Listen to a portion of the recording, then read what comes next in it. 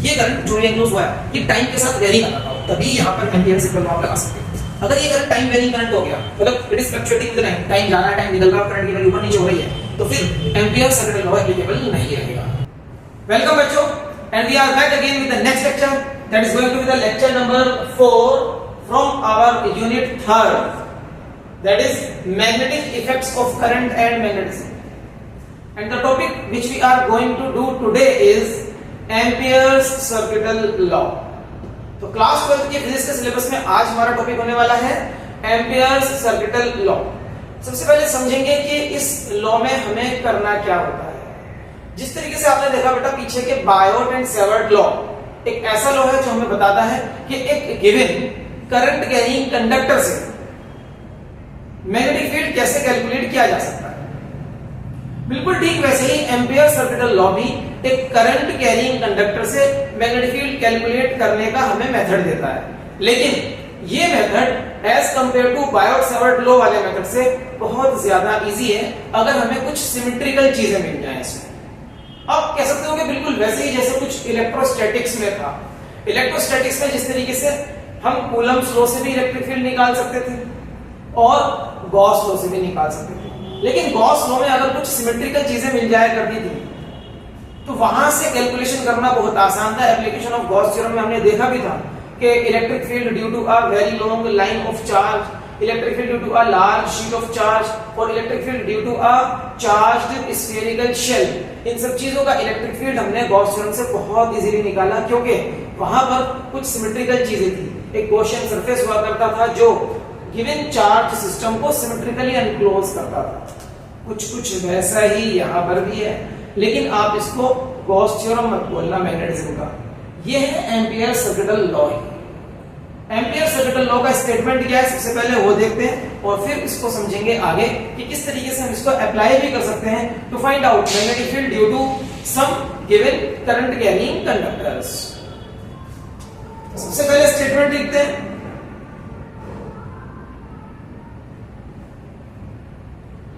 Statement ampere circuital law का है, the line integral of magnetic field, the line integral of magnetic field is equals to mu not times the current enclosed by Amperian law. ये statement है, लेकिन ऐसे बोलूंगा तो कुछ भी समझ में नहीं आएगा। इसका एक एक वर्ड हमें समझना होगा। अब ध्यान से सुनते जाओ।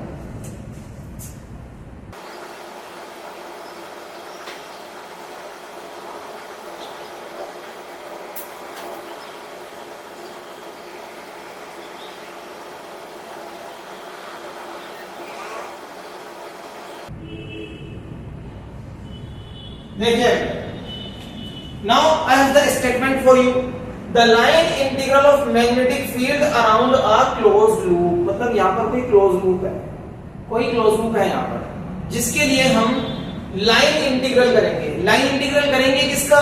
मैग्नेटिक फील्ड का करेंगे।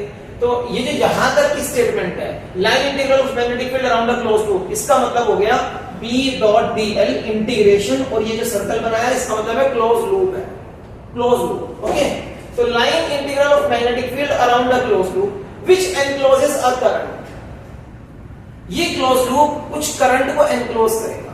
ये बिल्कुल वैसा ही लग रहा है जैसे कि इलेक्ट्रोस्टैटिक्स में गॉसियन सरफेस ने चार्ज को एनक्लोज करा था ना, ठीक है। वहां सरफेस था, यहां लूप है। सरफेस अपने अंदर वॉल्यूम एनक्लोज करता है, लूप अपने बीच में एक एरिया को एनक्लोज करेगा। So line integral of magnetic field around a close loop B.dl का इंटीग्रेशन हो गया, which encloses a current, जिसने कुछ करंट एनक्लोज करा है इन फ्री स्पेस। मीडियम सारा फ्री स्पेस है जहां पर करंट कैरिंग कंडक्टर है। करंट एनक्लोज करा है मतलब करंट तो किसी कंडक्टर से ही फ्लो करता होगा।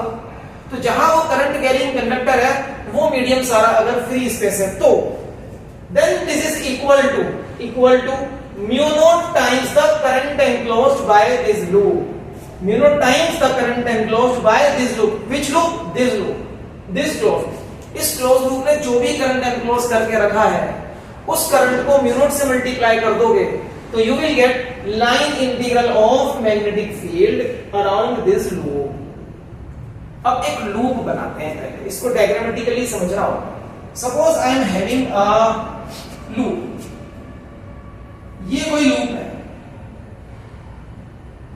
Suppose this is a loop. This loop has enclosed a area. इस लूप ने कुछ एरिया को एनक्लोज कर ही लिया है। और मान लो इस लूप के थ्रू कुछ करंट कैरिंग कंडक्टर ऐसे जा रहे हैं, लाइक दिस। ये करंट कैरी करके जा रहा है I1। एक और लूप है, इसने करंट कैरी कर लिया I2। एक और कंडक्टर सुनिए, और एक और कंडक्टर है और इसमें करंट का डायरेक्शन देखो इधर से उल्टा है, I3 है, इसका करंट इधर जा रहा है। ठीक है, दिस इज द लूप जिसके थ्रू कुछ करंट जा रहा है। इसको ऐसे समझो कि यहाँ पर एक लूप है, इमेजिनरी लूप भी मान सकते हो, या कोई लूप आप बना लो, किसी भी चीज का रिंग बना लो, है ना। उसके अंदर से एक कंडक्टर I1 करंट लेके जा रहा है, उसी के थ्रू एक और कंडक्टर I2 करंट लेकर जा रहा है, उसी के थ्रू एक और कंडक्टर लेकिन उधर से I3 करंट लेकर आ रहा है, लाइक दिस। तो इस लूप ने करंट को एनक्लोज कर लिया है ना, इस लूप ने करंट को एनक्लोज कर लिया है। ओके, अब करंट को एनक्लोज कर लिया। इस लूप का एक छोटा सा लेंथ लो, छोटा सा लेंथ। इस लूप का छोटा सा लेंथ लेंगे हम, यहां पर, यहां पर ये छोटा सा length, a very small length of this loop, dl। इस लूप का छोटा सा लेंथ dl, ये dl, ये ठीक है। तो इसको बोलेंगे लाइन इंटीग्रल। जब इसका इंटीग्रल करोगे, dl का इंटीग्रेशन करोगे तो टोटल लूप की लेंथ आ जाएगी, टोटल लूप की लेंथ आ जाएगी। ठीक, इंटीग्रल किसके साथ करना है? मैग्नेटिक फील्ड के साथ। इन सभी करंट कैरिंग कंडक्टर्स का कुछ तो मैग्नेटिक फील्ड होगा। जिस पॉइंट पर, मान लो P पॉइंट पर आपने, P पॉइंट पर dl मार्क कर रहा है, तो P पॉइंट पर ही जो करंट एनक्लोज्ड है, इनकी वजह से यहां पर मैग्नेटिक फील्ड भी मार्क कर लो। सपोज P पॉइंट पर मैग्नेटिक फील्ड ये रहा, ये रहा मैग्नेटिक फील्ड P पॉइंट पर। तो P पॉइंट पर ही मैग्नेटिक फील्ड मार्क करना है due to these currents which are enclosed with in this loop, और P पॉइंट पर ही छोटी लेंथ मार्क करनी है इस लूप की, इनफिनिटेसिमली स्मॉल लेंथ dl। अब अगर आप करोगे P डॉट dl और छोटे छोटे ऐसे, ये सब छोटे छोटे स्मॉल पीस, dl के स्मॉल पीस, सब जगह ऐसे ही होगा, b डॉट dl छोटा छोटा, इन सबको अगर ऐड करोगे, ऐड करने का मतलब क्या है? इंटीग्रेशन कर दिया। पूरा क्लोज लूप किसके लिए करा? ये देखो क्लोज लूप है, this is a close loop, है ना। इसी लूप को हेडिंग में सर्किट बोला गया है। इसी लूप को, this loop has been called Amperian circuit. आधे बच्चों को पता नहीं होता कि एम्पेरियन सर्किटल लॉ में सर्किट कौन है, सर्किट क्या है। इसी लूप को सर्किट बोला गया है। ठीक, circuit is any close path. जरूरी नहीं कि सर्किट का मतलब इलेक्ट्रिकल सर्किट हो बेटा, ऐसा नहीं है कि इलेक्ट्रिकल सर्किट ही सर्किट होता है। सर्किट का मतलब एनी क्लोज पाथ। क्या रेसिंग ट्रैक को, जिस पर फॉर्मूला 1 रेसिंग होती है, उसको रेसिंग सर्किट नहीं बोलते? बोलते हैं ना, क्योंकि वो भी क्लोज पाथ है, जहां से रेस स्टार्ट होती है वहीं पर फिनिश होती है। तो ये एक रेसिंग ट्रैक, इसको रेसिंग सर्किट कहा जा सकता है, और कहा भी जाता है। तो circuit means any closed path. Amperian circuital law में सर्किट यही क्लोज लूप है। इस क्लोज लूप को ही क्या कहा गया है? Amperian circuit.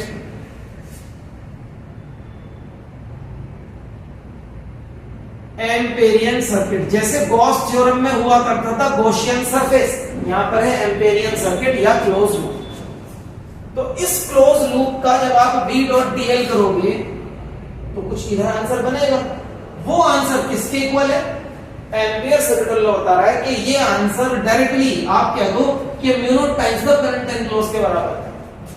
Mu naught times the current enclose. अब करंट एनक्लोज कितना है? I1 plus I2 minus I3 बोलूं, या I3 minus I1 minus I2 बोलूं? समझ रहे हो ना क्या कहना चाहता हूं? कि कौन से डायरेक्शन वाले करंट को पॉजिटिव लूं। अगर इसे पॉजिटिव लूंगा तो I will से I1 plus I2 minus I3, और इधर का डायरेक्शन पॉजिटिव लूंगा तो I will से I3 minus I1 minus I2।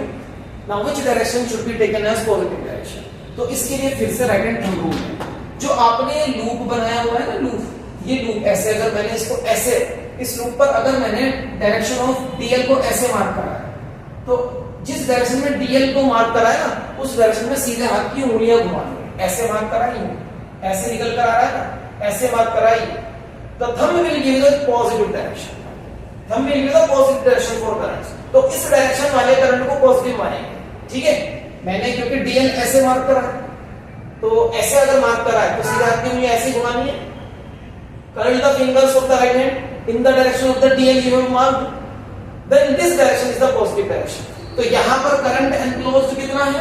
Current enclosed over here will be I1 plus I2 minus I3। अब आप इसको टोटली चाहे I बोल दो, टोटल करंट मान लो ऐसे कह दो I is equals to I1 plus I2 minus I3. So over here I can write I only, mu not I. I is the current enclosed. What is I? I is the current enclosed. तो Ampere circuit law can be written as B dot dl का integration for closed loop is equals to mu not times the current enclosed. mu not कब लिखना है? अगर medium freeze case है तो mu not लिखोगे, medium कुछ और है तो उस मीडियम की परमिएबिलिटी मेंशन कर देंगे। This is amperes circuit law. ये लॉ हमें मैग्नेटिक फील्ड बहुत आसानी से कैलकुलेट करने का ऑप्शन देता है अगर चीजें सिमेट्रिकल हो जाएं।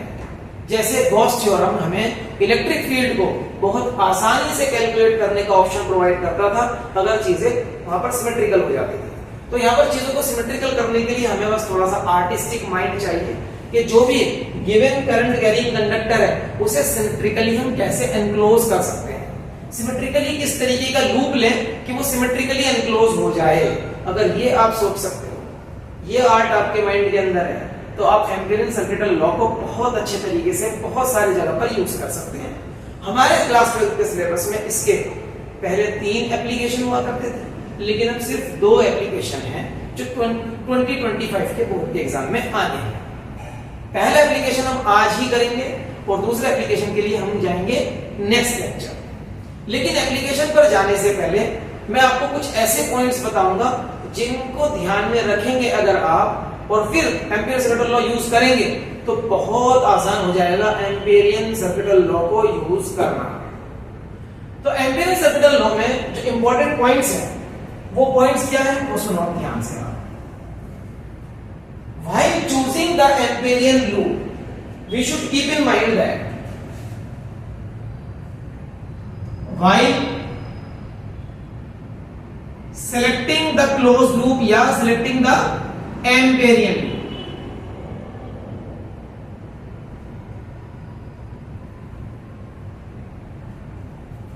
either इनमें से कोई एक चीज हो जाए तो बहुत बढ़िया रहेगा। either B is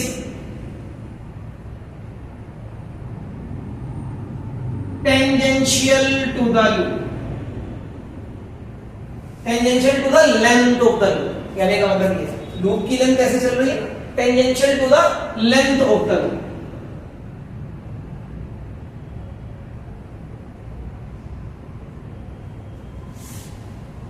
और B is perpendicular to the length of the loop या to the surface enclosed by the loop, है ना। जो surface लूप ने enclose करा है उसके perpendicular हो जाए to the length of the loop। loop कौन सा loop? closed loop, that is Amperian circuit।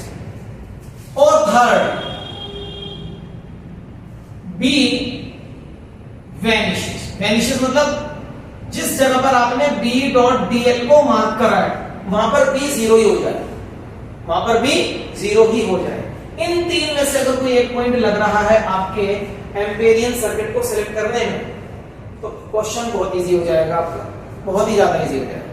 तो याद रखना यहां पर जनरली ज्यादातर क्या होता है, ये जो मैग्नेटिक फील्ड है ना बच्चों, ये हम dl के साथ टेंजेंशियल लेते हैं। टेंजेंशियल लेने से क्या होगा, B और dl के बीच का एंगल टेंजेंशियल लेने से क्या होगा, ज्यादातर ये चीज की जाती है। अगर मैंने टेंजेंशियल ले लिया तो इसका मतलब ये है कि B और dl के बीच का एंगल या तो 0 डिग्री होगा या 180 डिग्री होगा, है ना। 0 डिग्री का मतलब है जिधर B उधर ही dl है, जिधर B है उधर ही dl है।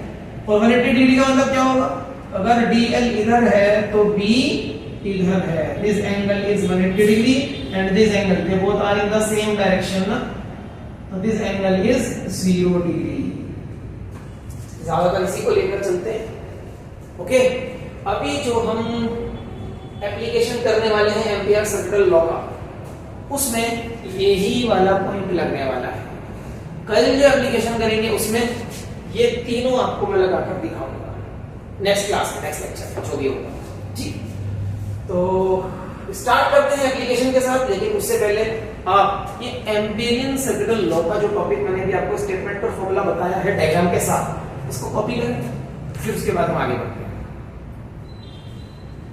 आई होप यहां तक आप कर चुके हो, तो अभी फिलहाल इसको रब करते हैं। अच्छा, एक चीज और याद रखिएगा, एम्पियरियन सर्किटल लॉ, जो ये आपका एम्पियरियन सर्किटल लॉ है, Ampere circuital law, it is applicable to steady currents only. Steady current मतलब जो करंट टाइम के साथ चेंज ना हो। ये जो करंट एनक्लोज हुआ है ना यहाँ पर, ये करंट जो भी एनक्लोज हुआ है, ये टाइम के साथ वेरी ना करता हो, तभी यहाँ पर एम्पियर सर्किटल लॉ आप लगा सकते हो। अगर ये करंट टाइम वेरिंग करंट हो गया, मतलब it is fluctuating with time, time जा रहा है, टाइम निकल रहा है और करंट की वैल्यू ऊपर नीचे हो रही है, तो फिर एम्पियर सर्किटल लॉ एप्लीकेबल नहीं रहेगा। ठीक, तो स्टेडी करंट से मैग्नेटिक फील्ड भी कैसा आएगा, वो भी टाइम इंडिपेंडेंट आएगा, वो मैग्नेटिक फील्ड भी टाइम के साथ साथ वेरी नहीं करेगा। ठीक, तो एम्पियर सर्किटल लॉ हमारा क्या काम कर रहा है, ये करंट कैरिंग कंडक्टर को, मतलब इलेक्ट्रिसिटी को मैग्नेटिक फील्ड के साथ कैसे रिलेट करना है, ये बता रहा है। इधर करंट, इधर मैग्नेटिज्म, इधर देखो इलेक्ट्रिसिटी, इधर मैग्नेटिक फील्ड। ठीक, इस इक्वेशन में आप ध्यान से देख लो, electricity is related to magnetic field, बहुत इंपॉर्टेंट है ऐसा कुछ। चलिए इसको रब करते हैं और आगे बढ़ते हैं।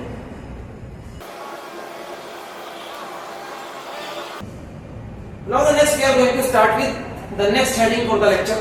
अभी हमारी हेडिंग एम्पियर सर्किटल लॉ हो चुकी है, अब हमारा होगा एम्पियर सर्किटल लॉ का application number 1।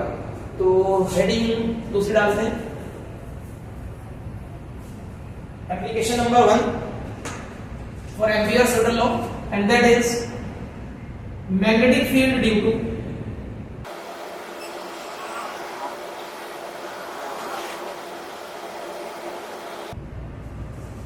magnetic field due to long straight current carrying conductor and this application of ampere circuital law. तो मेन हेडिंग में आप application of Ampere circuital law लिख सकते हो, और उसका ये फर्स्ट एप्लीकेशन है, that is magnetic field due to long straight current carrying conductor. इसका मतलब मेरे पास एक long straight current carrying conductor है, ये कहां से स्टार्ट हुआ और कहां खत्म होगा इसका आइडिया नहीं है, कभी तो लॉन्ग कहलाएगा, है ना, स्टार्टिंग पॉइंट भी नहीं शो कर रहा, एंडिंग पॉइंट भी नहीं शो कर रहा है। Suppose it is carrying current I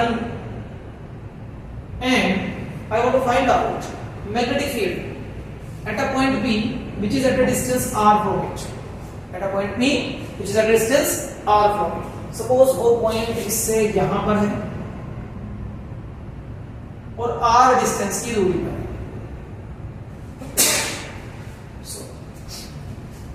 r distance की दूरी पर यहां चाहिए मुझे मैग्नेटिक फील्ड और यूज करना है Ampere circuital law.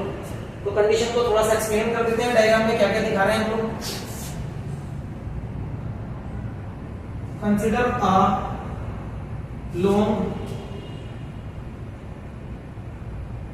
Straight conductor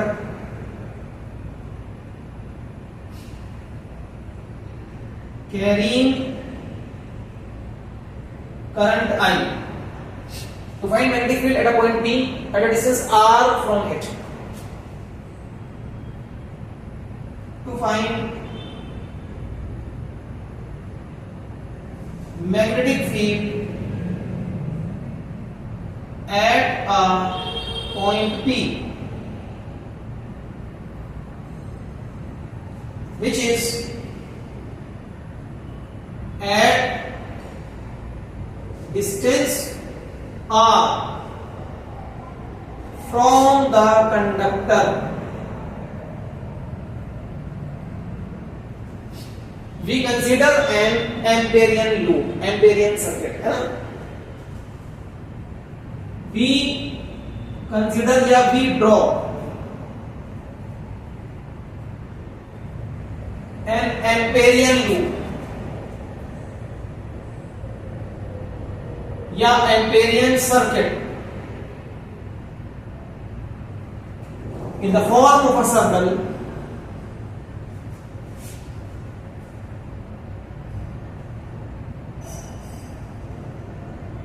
passing through the point P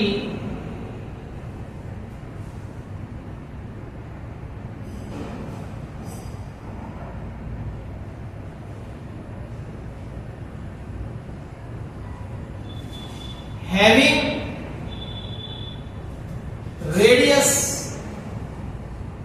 R and the wire lies at its center and the wire, the current carrying conductor, ये current carrying conductor and the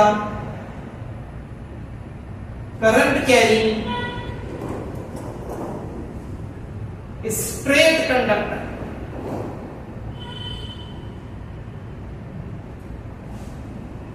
lies at its centre. ये करना है हमको, इस तरीके से mention करा करो थ्योरी बेटा। थोड़ी सी थ्योरी देखो लिखी है, hardly it has taken me a minute और सो, और जो डायग्राम में मुझे एक्सप्लेन करना है मैंने उसको वर्ड्स में यहाँ दिखा दिया है, ठीक है। अब हमें एक लूप बनाना है। लूप बनाने के लिए मैं आपको पहले एक प्लेन शो करूंगा और किस प्लेन में लूप होगा, वो प्लेन होगा इस वायर से 90 डिग्री पर।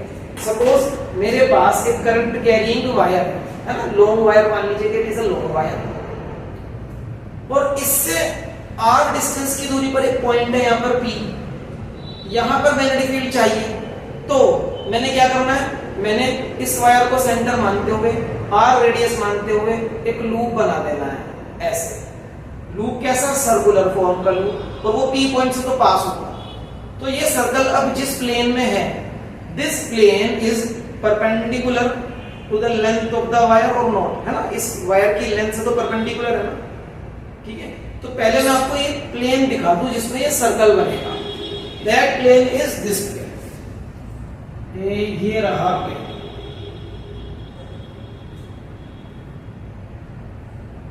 यहां इस प्लेन में बना है, तो इस प्लेन के थ्रू ये वायर जा रहा है। तो अगर ये वायर इस प्लेन के थ्रू जा रहा है, तो ये वायर इस प्लेन के ऊपर है और बाकी का वायर प्लेन के नीचे है ना। इसको ऐसा समझ लो कि suppose this is the wire, ये प्लेन है, तो लाइक दिस। अब वायर का ये पार्ट प्लेन के ऊपर है और ये पार्ट प्लेन के नीचे है, वायर का ये पार्ट ऊपर है और ये पार्ट नीचे है, ठीक है। और P पॉइंट इसी प्लेन के ऊपर यहां कहीं है, यहां कहीं P पॉइंट है, ठीक।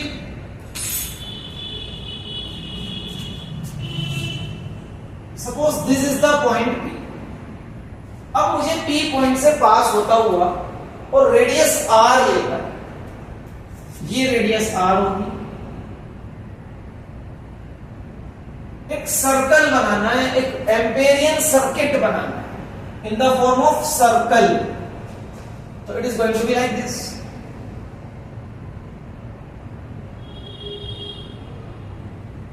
ये हो, ठीक है।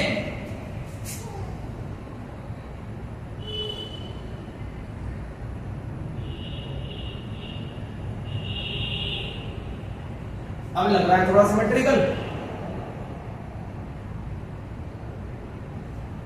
नाउ दिस इज द, ये एम्पेरियन लूप है, दिस इज एम्पेरियन लूप या एम्पेरियन सर्किट या क्लोज्ड लूप, कुछ भी कह दो आप इसको, ठीक। अब इस लूप पर P पॉइंट पर मैग्नेटिक फील्ड पता करना है। तो जिस पॉइंट पर मैग्नेटिक फील्ड पता करना हो, उस पॉइंट पर आप इस लूप कीच सी लेंथ मार्क करो, dl, छोटी सी लेंथ मार्क करो। तो यहां मैंने छोटी सी लेंथ मार्क कर दी,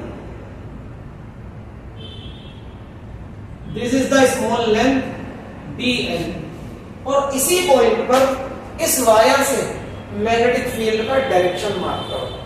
इस वायर से जो मैग्नेटिक फील्ड का डायरेक्शन है, ध्यान दो, स्ट्रेट वायर से मैग्नेटिक फील्ड का डायरेक्शन कैसे पता करते हैं, red and thumb rule. Red and thumb rule first lecture में सिखाया है इसी यूनिट के, रेडिएटिव रूल क्या कहता है कि अगर करंट कैरिंग वायर है आपके पास, तो आप इमेजिन करो कि आपने करंट कैरिंग वायर को ऐसे पकड़ा है, thumbs up, thumb in the direction of the current. अब P पॉइंट पर अगर मैग्नेटिक फील्ड चाहिए तो देखो P पॉइंट से उंगलियां कर्ल करके किस डायरेक्शन में जा रही है, यहां पर P पॉइंट है, यहां P पॉइंट है, तो उंगलियां ऐसे जा रही है, तो this is the direction of the magnetic field, this is the direction of the magnetic field. तो अगर इस रूल को फॉलो करते हुए मैं direction of magnetic field mark करूं, तो ये मैग्नेटिक फील्ड का डायरेक्शन तो वही है जो dl का है। It means magnetic field B और dl they both are in the same direction, मतलब B लूप के टेंजेंशियल है। अभी 3 पॉइंट बताए थे ना कि ऐसा लूप लेना, या तो B लूप के टेंजेंशियल हो, या फिर B लूप से परपेंडिकुलर हो, या फिर P पॉइंट पर B खत्म ही हो जाए। तो हमारा पहला पॉइंट देखो यहां पर लग गया, B लूप के टेंजेंशियल है, मतलब लूप की लेंथ के टेंजेंशियल है, मतलब DL के साथ टेंजेंशियल है, मतलब B और DL के बीच का एंगल 0 है। इस तरीके से आप अपने डायग्राम को सेटअप करोगे, ठीक है। इससे आपको समझ में आएगा कि एम्पेरियन सर्किट लॉ आखिर है क्या, और अब हम इसको कैसे यूज करेंगे वो आगे देखेंगे। ओके, तो ये जब सब चीजें हो जाए आपके diagram, now we are ready to use Ampere's circuit law. अब हम एम्पियर सर्किट लॉ को यूज कर सकते हैं, जो क्या कहता है, जो कहता है P डॉट dl का integration is equal to mu not into current enclosed. देखो करंट एनक्लोज्ड है, यस, लूप है, यस, लूप ने करंट को एनक्लोज कर लिया है, और लूप के ऊपर B है और dl है, यस, मतलब I can apply Ampere circuit law now.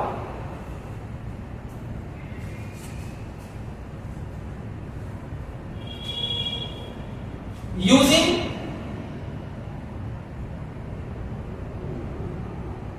Ampere circuit law,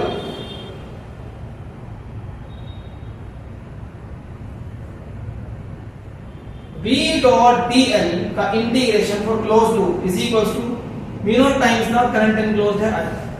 अब जो सिंबल आपने लिखे हैं अभी पहली बार, उनको थोड़ा सा बता दो कि क्या क्या है। Where B is magnetic field at point B, dl is very small length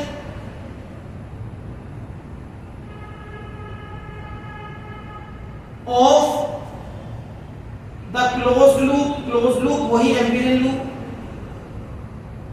at point B, and I is current enclosed, I is current enclosed by the closed loop। Mu naught तो permeability of free space है, ठीक है, और ये सब कुछ हम free space में ही कर रहे हैं। तो B dot dl is equal to mu not I। अब इसको आगे कैसे करेंगे, because B and dl they are in same direction, so angle between them is 0, as B and dl have same directions,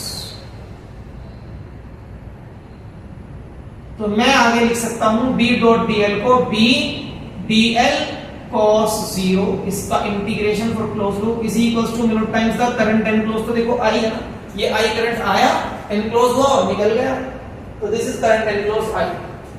now B, think about B। बेटा आप ये सोचो कि अगर मैं इस P पॉइंट को यहां की जगह यहां मार्क करता तब भी तो डिस्टेंस r होता, यहां मार्क करता तब भी डिस्टेंस r होता, यहां मार्क करता तब भी डिस्टेंस r होता, ये डिस्टेंस r होगा ना, क्योंकि this is a circle and circle का सेंटर है ये वायर, मतलब आप कह सकते हो कि वायर सर्कल की एक्सियल लाइन पर है। तो अगर P पॉइंट को आप कहीं भी मार्क करो, डिस्टेंस नहीं चेंज हुआ, और मैग्नेटिक फील्ड तो डिस्टेंस पे डिपेंड करता है और करंट पे डिपेंड करता है। मैग्नेटिक फील्ड की दो चीजें हैं, magnetic field depend on current and magnetic field depend on distance, और ये दोनों चीजें तो नहीं बदलेंगी। आप P पॉइंट यहां ले आओ तब भी करंट एनक्लोज I है, डिस्टेंस r है, आप P पॉइंट यहां ले आओ तब भी डिस्टेंस r है, करंट भी वही I रहेगा। तो हम कह सकते हैं इस पूरे लूप पर मैग्नेटिक फील्ड का मैग्नीट्यूड कांस्टेंट है। ये यूज होता है एम्पेरियन लूप का सिमेट्रिकल लेने में, क्योंकि मैंने इसको सिमेट्रिकल लिया है अबाउट दिस वायर। इस लूप को मैंने सिमेट्रिकल लिया है अबाउट दिस वायर। ऐसे देखो, सपोज ये लूप है ना, ये लूप है, या इट इज लाइक दिस, ये ऐसा है कुछ, ये देखो ऐसा। तो ये करंट कैरिंग वायर है it is enclosed by this loop. ये लूप क्या है? ये लूप है एम्पियरियन लूप, इमेजिनरी भी हो सकता है या आप इसको किसी भी चीज को बेंड करके बना लो, ठीक। तो अगर ये करंट कैरिंग वायर है, मान लो लाइक दिस, ये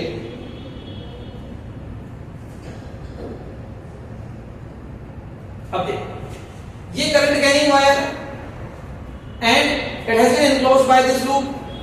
अब यहां पर अगर कहीं पी पॉइंट है तो पी पॉइंट का डिस्टेंस आर रहेगा, पी पॉइंट यहां पर है तब भी डिस्टेंस आर रहेगा, पी पॉइंट यहां पर है तब भी डिस्टेंस आर रहेगा, पी पॉइंट यहां पर है तब भी डिस्टेंस आर रहेगा।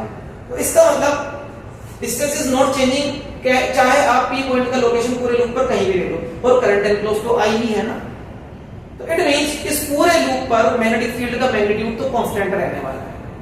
तो आप इस मैग्नेटिक फील्ड को बाहर ला सकते हो क्योंकि ये कांस्टेंट है, बाहर निकालो और इंटीग्रेशन होगा अब सिर्फ dl का, cos 0 तो 1 होता है, म्यू नॉट टाइम्स i। अब dl का integration, this is very small length of the circle, और सर्कल की लेंथ कितनी होती है? 2 पाई r, है ना। दिस इज वेरी स्मॉल, मान लो ये वेरी स्मॉल लेंथ है सर्कल की, तो इसका इंटीग्रेशन करोगे तो 2 पाई r आएगा ना, r is its radius. So dl का इंटीग्रेशन 2 पाई r। ये इतना आसान क्यों हुआ? क्योंकि आपने सिमेट्रिकल चीजें ली है भैया, आपने सिमेट्रिकल चीजें ली है। आपने जो एम्पियरियन लूप लिया है वो इस वायर के अकॉर्डिंग सिमेट्रिकल लिया है, इसलिए ये इतना आसान हो गया dl कैलकुलेट करना, ये पार्ट। इसलिए कहते हैं कि एम्पियर सर्किटल लॉ एक आसान मेथड है मैग्नेटिक फील्ड निकालने का as compare to Biot Savart law, क्योंकि ये चीजों को सिमेट्रिकल लेकर चल सकता है। Is equals to mu not times i, b की वैल्यू चाहिए 2 पाई r को उधर पहुंचा दो, तो b is equals to mu not i upon 2 pi r। This is the value of magnetic field at point p। यहां पर magnetic field की वैल्यू आ गई mu not i upon 2 pi r। आप चाहो तो इसको म्यू नॉट अपॉन 4 पाई में कन्वर्ट कर सकते हो, क्योंकि म्यू नॉट अपॉन 4 पाई की वैल्यू हमें याद है ना, 10 टू द पावर -7। तो नीचे 4 बनाना है तो 2 से मल्टीप्लाई यहां करो, 2 से मल्टीप्लाई यहां करो, so that this formula will become mu naught upon 4 pi 2i upon r।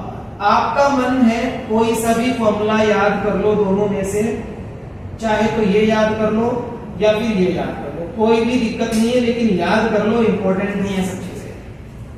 So this is the first application of amperes circuital law. First application में क्या करा है बच्चों? हमने फर्स्ट एप्लीकेशन में एक लॉन्ग स्ट्रेट वायर से जिसमें करंट फ्लो कर रहा है, तो ऐसे वायर को क्या बोलेंगे? Long straight current carrying conductor. उससे r डिस्टेंस की दूरी पर कोई पॉइंट था p, वहां मैग्नेटिक फील्ड की वैल्यू बताइए। डायरेक्शन क्या होगा? Direction will be given by right hand thumb rule, कि p पॉइंट से सीधा हाथ की उंगलियां जिस भी डायरेक्शन में कर्ल करेंगी, keeping the thumb in the direction of the current, वही डायरेक्शन मैग्नेटिक फील्ड का होता है। तो यहां पर मैग्नेटिक फील्ड का डायरेक्शन ऑलरेडी हमने डायग्राम में मार्क कर दिया है, ओके। तो direction is given by right hand thumb rule. Direction given by right hand thumb rule. अच्छा, एक चीज मैंने आपको बताई थी बायोट-सैवर्ट लॉ में कि मैग्नेटिक फील्ड का डायरेक्शन उस लाइन से, जो लाइन पॉइंट ऑफ ऑब्जर्वेशन को करंट कैरिंग कंडक्टर से ज्वाइन करती है, वो लाइन ये है, उस लाइन से 90 डिग्री पर होगा। क्या है ऐसा? Yes it is. इस लाइन से देखो, ये रेडियस वाली लाइन है और ये टेंजेंट वाली लाइन है, तो टेंजेंट तो रेडियस से हमेशा परपेंडिकुलर ही होता है ना। किसी भी सर्कल में चेक करो, कभी भी चेक करो, if it is a circle it is the centre, ये रेडियस वाली लाइन और ये टेंजेंट वाली लाइन। टेंजेंट तो हमेशा रेडियस से 90 डिग्री पर होता है, तो इधर मैग्नेटिक फील्ड है ना, और ये रेडियस वाली लाइन है, तो magnetic field is always perpendicular to this line. ये मैंने आपको बायोट-सैवर्ट लॉ वाले लेक्चर में बताया था, और देखो ये यहां पर भी लग रहा है, यहां पर भी एप्लीकेबल है।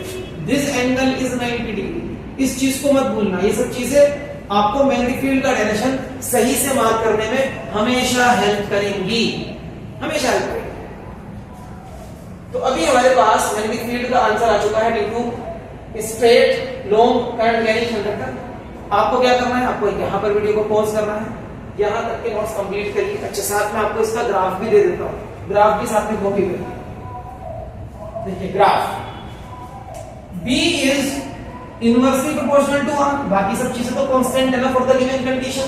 I करंट वो भी नहीं चेंज होगा, और R डिस्टेंस, P पॉइंट का डिस्टेंस तो आप चेंज नहीं करोगे क्योंकि अगर इस पॉइंट पर आपको निकालना है, सॉरी I करंट वो चेंज नहीं होगा, और म्यू नॉट तो परमिएबिलिटी ऑफ फ्री स्पेस है वो भी चेंज नहीं होगा।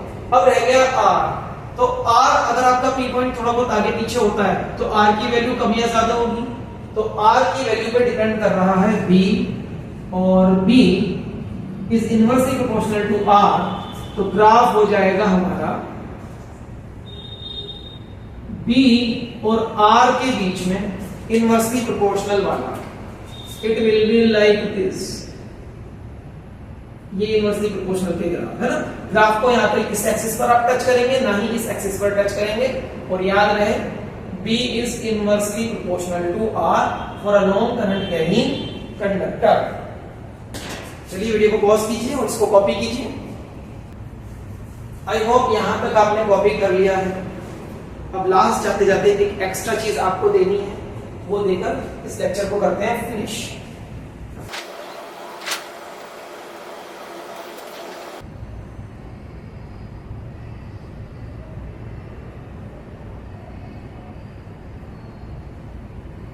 Now this is magnetic field due to a long straight wire. This is due to a long straight current carrying wire. अगर ये वायर लॉन्ग ना हुआ तो, ये वायर तो लॉन्ग है ना, अगर ये वायर लॉन्ग नहीं, ये फाइनाइट लेंथ का वायर, मुझे पता है अब ये वायर A से स्टार्ट होता है और Z पे खत्म होता है। अब मुझे पता है इसके दो डेफिनेट पॉइंट्स हैं, और मुझे ये भी पता है कि इसके अंदर करंट I चल रहा है, I फ्लो करंट कर रहा है, I करंट फ्लो कर रहा है, और यहां से R डिस्टेंस पर एक पॉइंट है P, यहां पर मुझे बताना है मैग्नेटिक फील्ड। तो इसमें और इसमें सिर्फ कितना चेंज है, इसमें और इसमें चेंज है कि वायर हैज फाइनाइट लेंथ। अगर फाइनाइट लेंथ वाला वायर मिल जाए तो क्या करोगे? उसके लिए आपको P पॉइंट से दोनों एंड पर, इस वाले एंड पर भी लाइन डालनी है, इस वाले एंड पर भी लाइन डालनी है, और ये एंगल चेक कर लेना है। सपोज ये वाला एंगल है φ1 और ये वाला एंगल है φ2, है ना। कहां से लिया angle? Line joining the point P which is perpendicular to the wire, इस वायर के परपेंडिकुलर है। तो देखो डिस्टेंस बोला मैंने कि डिस्टेंस R है ना, परपेंडिकुलर डिस्टेंस R है P पॉइंट ऑफ ऑब्जर्वेशन का। अब यहां पर जो भी मैग्नेटिक फील्ड होगा उसका डायरेक्शन तो रेक्टेंगल रूल से आ गया। हम in the direction of the current और P पॉइंट से मूल्य कैसे पास करनी है? Inward into the plane of the paper या inward into the plane of the board. तो यहां पर क्रॉस मार्क कर दो सर्कल में, मैग्नेटिक फील्ड का डायरेक्शन ये होगा, और मैग्नेटिक फील्ड होगा कितना? मैग्नेटिक फील्ड का फॉर्मूला होगा इस केस में mu naught upon 4 pi I sin φ1 plus sin φ2 upon R for a wire having finite length. Specially ये फॉर्मूला मैंने दिया है ICSE के बच्चों को। ISC क्लास 12th में ये सिर्फ फॉर्मूला भी आता है, और ये वैसे फॉर्मूला सभी बच्चों को याद होना चाहिए, whether you are in CBSE board और SSC बोर्ड और एनी अदर स्टेट बोर्ड, सबको ये फॉर्मूला पता भी होना चाहिए। और बहुत सारे स्टेट बोर्ड में भी ये फॉर्मूला है, तो जिनके सिलेबस में स्पेशली मेंशन्ड है कि इसके लिए फॉर्मूला आपको याद रखना है, तो वो तो बच्चे याद रख ही रखें, और बाकी बच्चे भी याद कर लें, क्योंकि कंपटीशन में ये सब चीजें आती है, वहां नहीं छूटेगी। भले ही क्लास 12 के सिलेबस से डिडक्ट हो, लेकिन competition whether you are applying for medical competition और इंजीनियरिंग कंपटीशन, सब में आता है ये सब कुछ। चलिए मैंने क्लास 12 के अकॉर्डिंग आपको ये बता दिया, क्योंकि क्लास 12 के कुछ बोर्ड्स में ये आ रहा है।